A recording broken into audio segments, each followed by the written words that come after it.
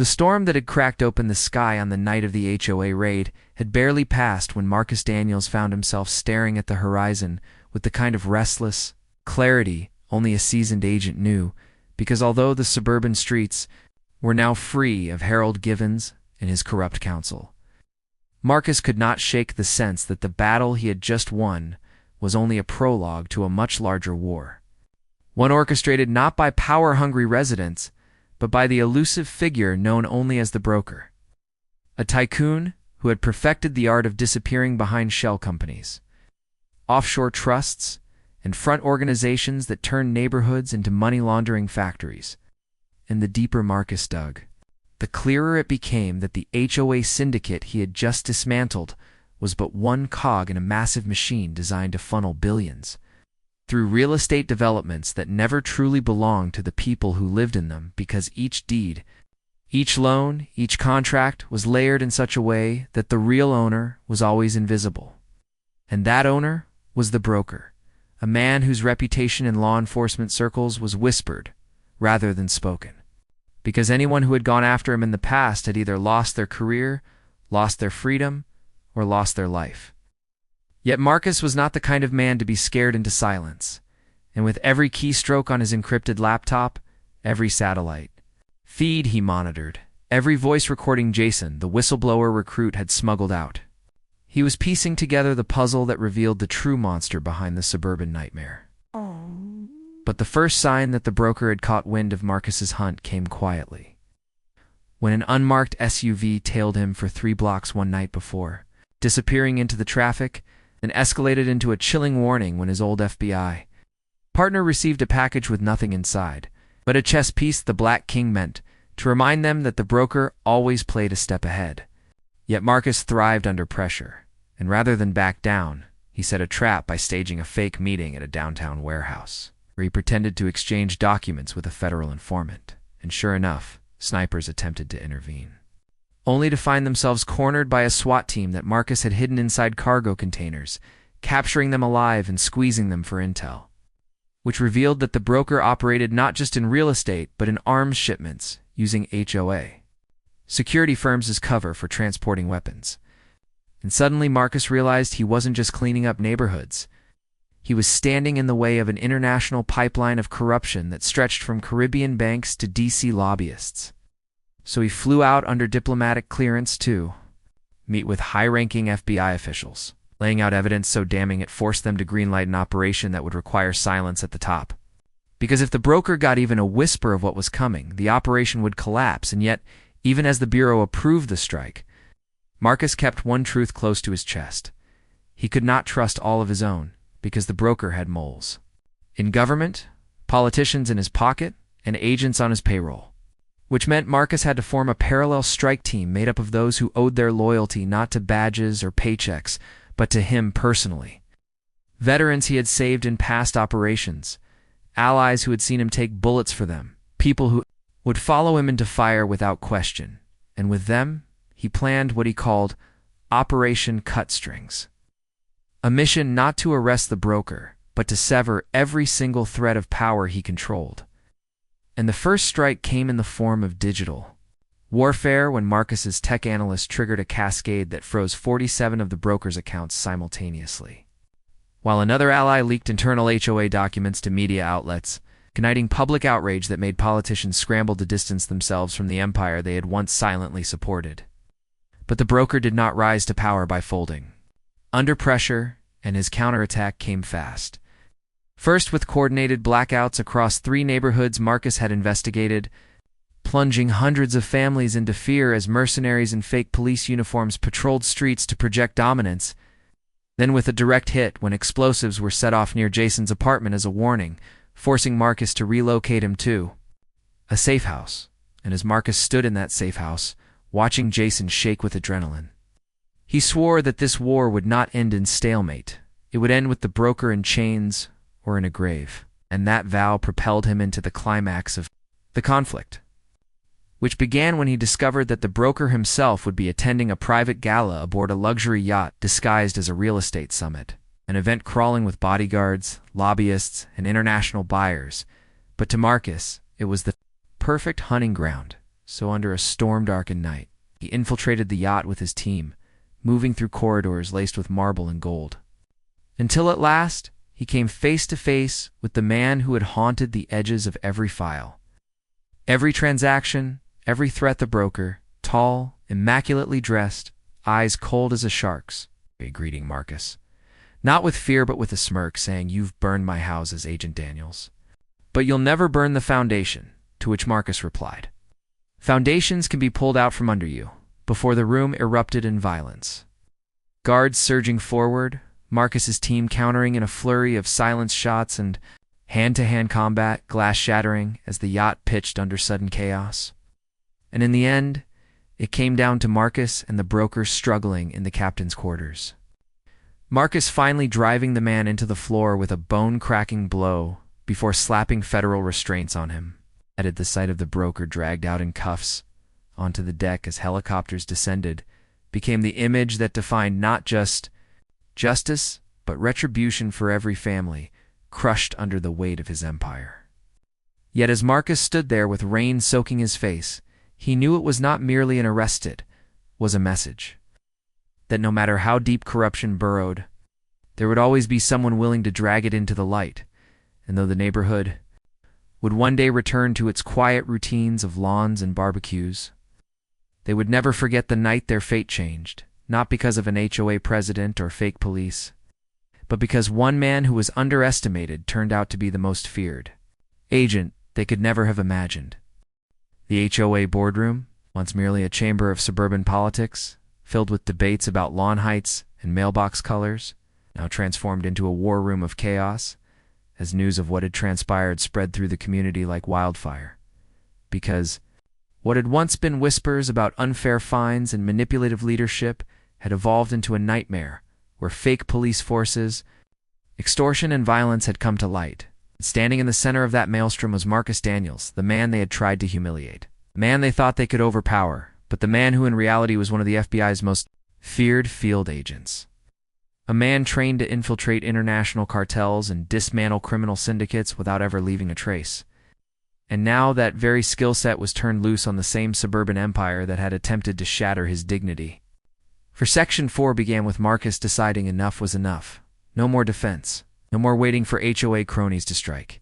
It was his turn to bring the fight to them. He did so with the precision of a tactician who had taken down warlords. His first step being to lock down the entire record of the HOA's transactions, which he discovered weren't just riddled with inconsistencies, but exposed an elaborate shell system of false security firms. Bogus maintenance fees and payments funneled offshore, and as he traced every digital trail, what appeared on his monitor was a map of corruption sprawling far beyond a cul-de-sac. It reached developers, crooked local officials, and even a real estate tycoon who had been laundering money through the association under the guise of neighborhood beautification projects. But as Marcus collected the evidence, he wasn't the only one moving. Because the fake HOA police force, those thugs in counterfeit uniforms, who had stormed his doorstep, were panicked after realizing who they had attacked, scrambling to destroy files, wipe drives, and silence witnesses. Yet in their desperation, they overlooked one glaring truth. Marcus had already infiltrated them, having planted surveillance devices inside their patrol cars and even recruited one of their own disillusioned recruits, a young man named Jason who had joined thinking he was entering community law enforcement only to find himself entangled in extortion schemes. And Jason provided Marcus the blueprint of their operations, from how they staged arrests to how they intimidated homeowners into submission. And with that insider knowledge, Marcus crafted a strike plan that would expose every last one of them. So on a stormy Thursday night, when the HOA's elite council met secretly to discuss how to suppress the fallout,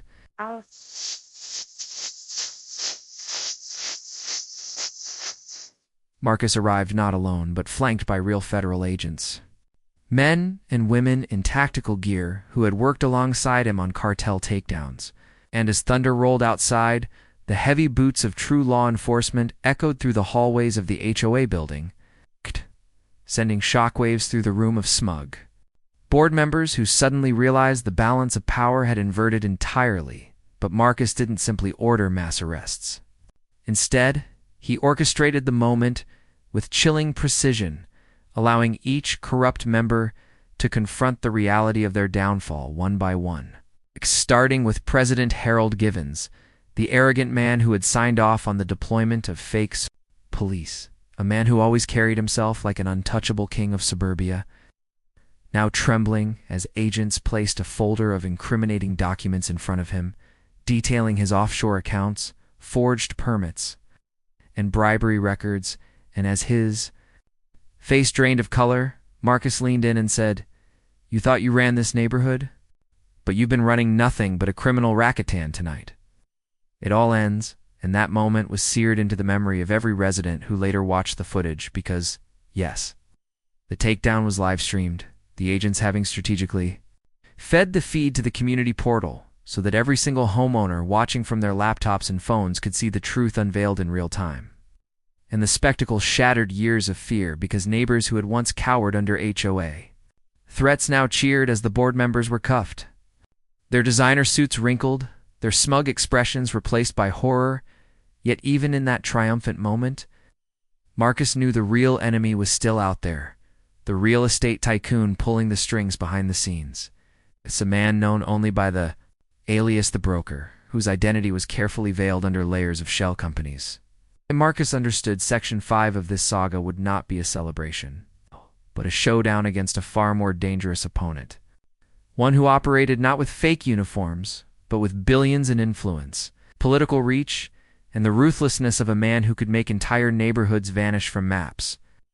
And as Marcus stood over the defeated HOA officials, the storm outside mirrored the turbulence ahead, because while the neighborhoods celebrated their freedom, Marcus's mind was already racing with the next move, the next war, the next battle that would test not just his skill, but his very soul. The silence that hung in the air after Marcus shattered the fake HOA officers' scheme was not a peaceful one. It was the silence of dread.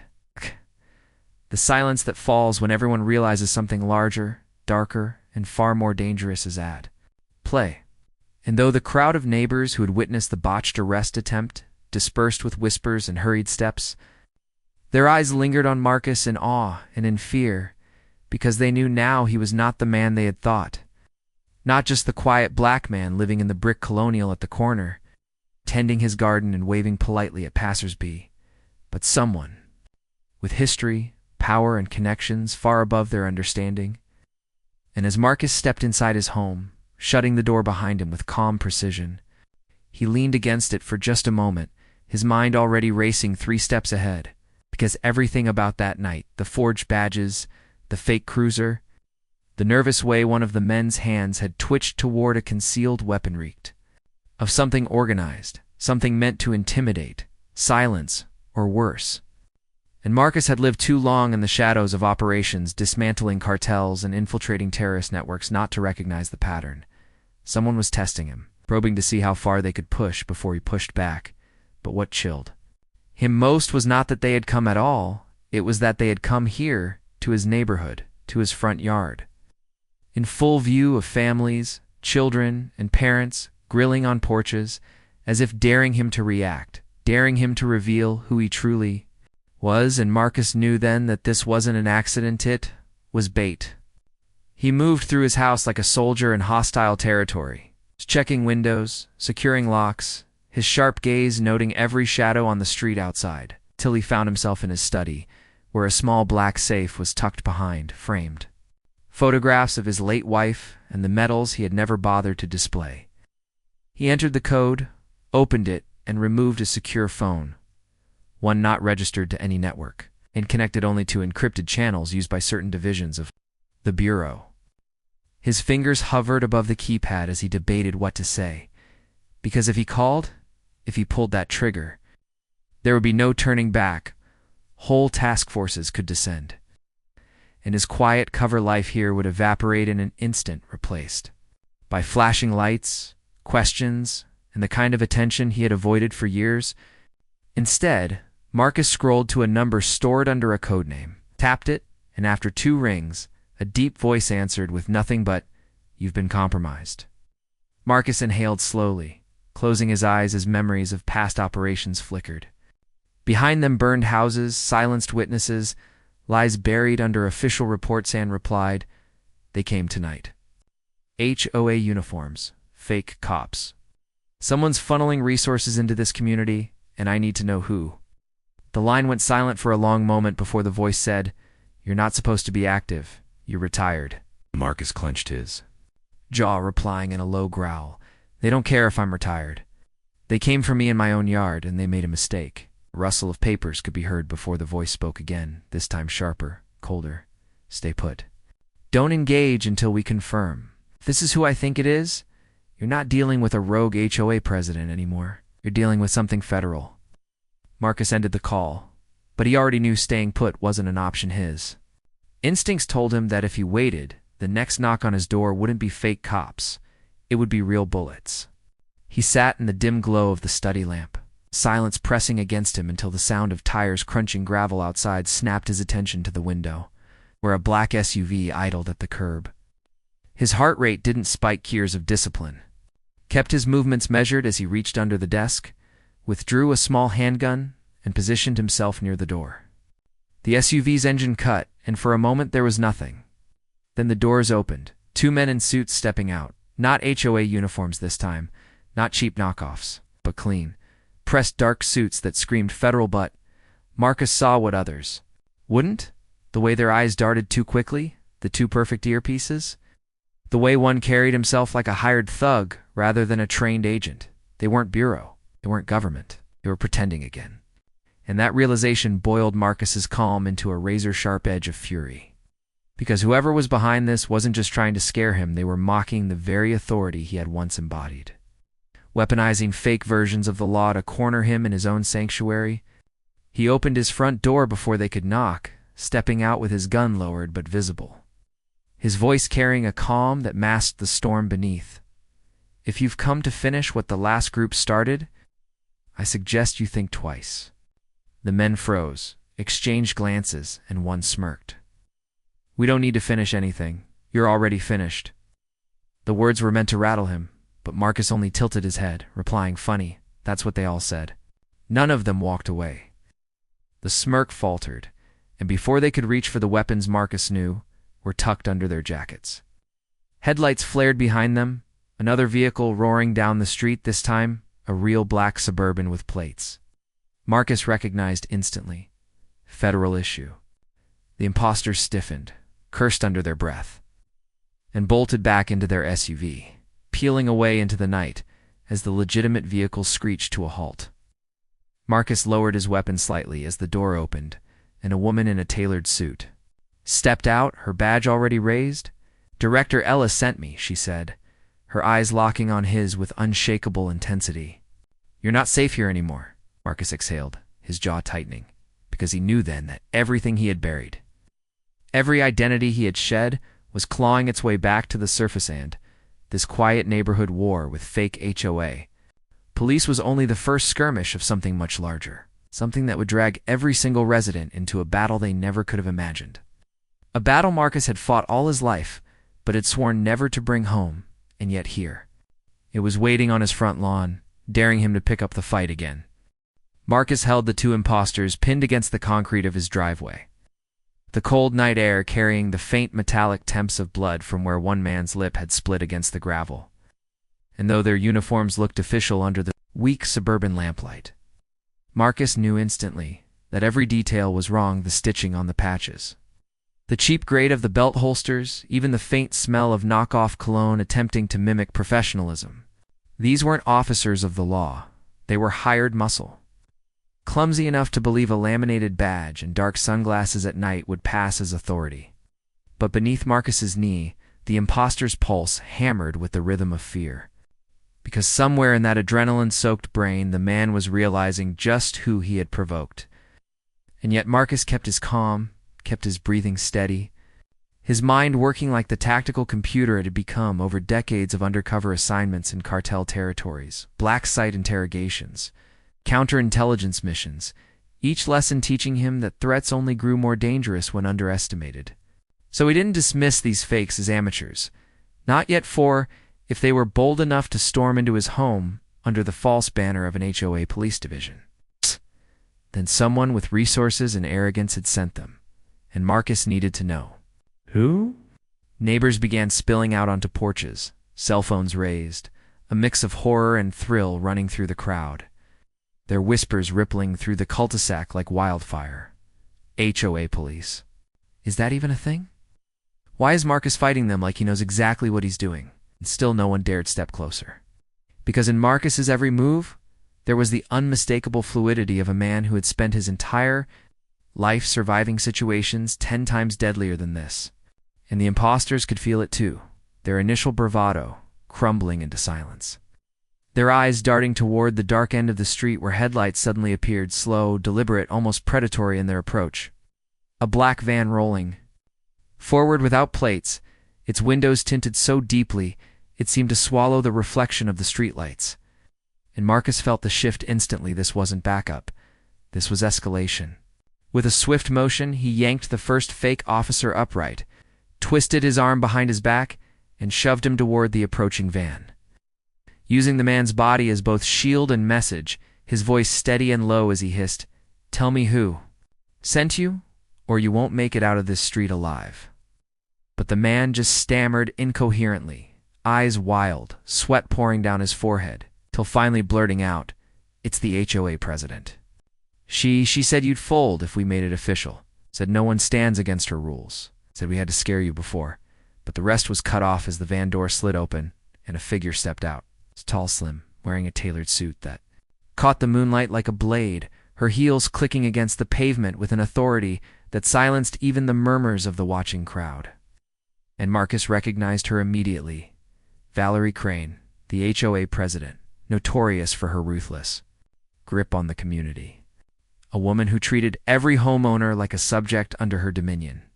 And now it seemed willing to weaponize imposter police forces to maintain control. But what Valerie didn't realize, what none of them realized, was that the man standing before her had once dismantled entire cartel cells with nothing but a knife and a handful of intel. Had spent years embedded so deeply in terrorist networks that even the CIA had lost track of him, and that the calm smile he now wore was not fear, but calculation. "Marcus Green," Valerie called, her voice sharp and cold, carrying over the cul-de-sac like a gavel in a courtroom. "You are in violation of HOA Regulation 73, Section C, unauthorized alterations to property, landscaping, obstruction of common walkways, and refusal to comply with board directives. You are hereby detained." The absurdity of the charge is landscaping, walkways. In contrast with the gravity of the situation made several neighbors gasp. Some even laughed nervously, but Marcus never broke his stare. His mind instead parsing every detail, the van still idling with its headlights cutting through the dark. Like prison floodlights, the faint silhouettes of more men inside shifting restlessly. And the fact that Valerie's confidence was not the bravado of an HOA tyrant, but the arrogance of someone who believed she had leverage. Real leverage. "Valerie," Marcus said finally, his voice low, but sharp enough to slice through the tension. "You just made the biggest mistake of your life." The imposter in his grip trembled, the second still groaning on the ground, and Valerie smirked, waving her hand dismissively, as though the entire spectacle were a board meeting she had already won. "You think you're untouchable, Marcus?" She sneered. "But this neighborhood is mine. My rules, my order. And when people defy order, they get reminded of their place."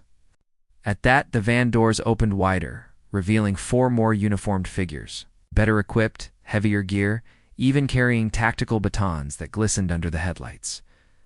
And for the first time, Marcus realized Valerie's reach extended further. Then he had imagined this wasn't just a staged intimidation. This was organized, funded, calculated. The neighbors gasped again as the figures advanced, forming a semicircle. Their boots thudding in perfect rhythm, and the imposter in Marcus's grip whimpered, "You don't know who she's connected to." But Marcus didn't know. He knew too well, because he had seen this exact posture, this exact arrogance, in warlords, in cartel bosses, in syndicate lieutenants who thought they were untouchable. Every one of them had fallen, eventually, to men like him. He shoved the imposter forward, sending him sprawling into the dirt, and squared his shoulders. The entire street holding its breath as Valerie whispered something into a radio.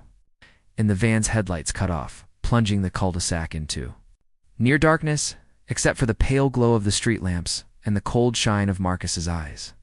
"This ends tonight," Marcus growled, his stance shifting into something primal.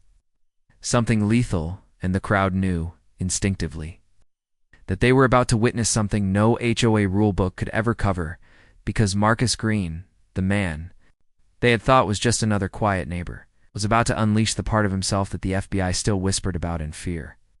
The night was eerily silent in the gated suburban enclave, the kind of silence that made even the streetlights seem tense.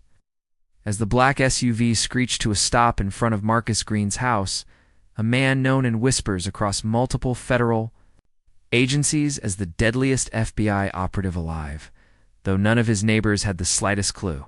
Before anyone could react to men in dark uniforms, flashing badges that gleamed under the amber glow of the porch light, stormed toward his front door, shouting orders that barely masked the desperation and falsity in their tone, claiming to be local law enforcement acting under HOA authority, demanding he step outside and submit to arrest. A surreal blend of audacity and ignorance that made Marcus pause only briefly. Because though he was a father, a neighbor, and seemingly just another man walking his dog or trimming his hedge, beneath the calm exterior lay decades of combat experience, tactical mastery, and a lifetime spent dismantling criminal empires with nothing but his wits.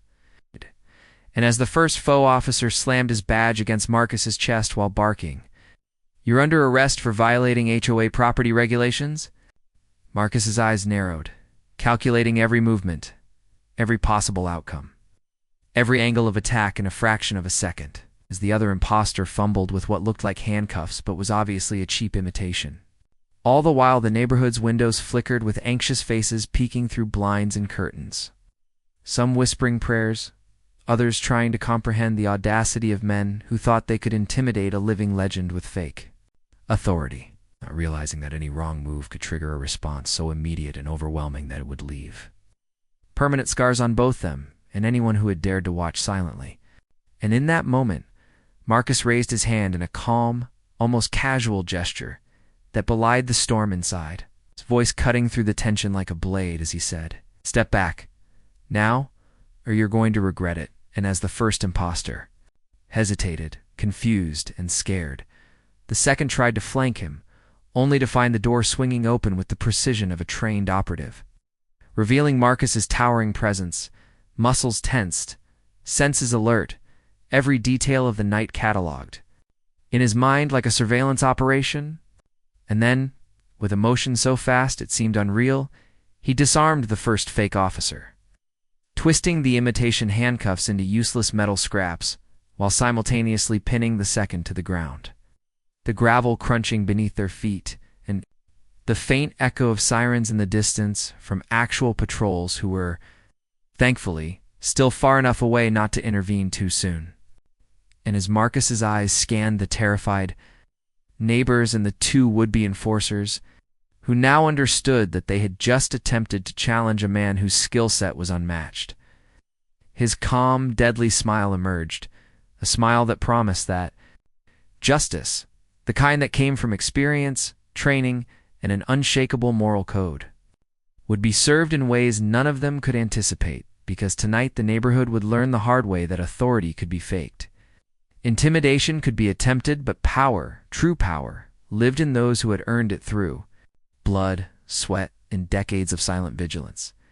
And in the very next heartbeat, Marcus moved, fluid, unstoppable, ensuring that no one in that cul-de-sac would ever dare question him, his family, or the sacred rules that governed respect and survival.